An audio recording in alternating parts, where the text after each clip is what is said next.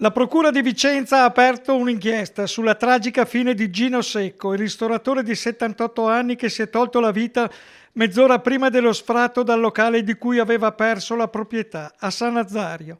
Un fascicolo per chiarire ogni aspetto della vicenda e verificare le circostanze del dramma. Al centro degli accertamenti il contesto economico e personale in cui è maturata la tragedia, con il debito di circa 50.000 euro e il provvedimento esecutivo. Intanto resta lo sconcerto e il dolore in paese, rappresentato dalle parole del sindaco di Valbrenta, Luca Ferrazzoli.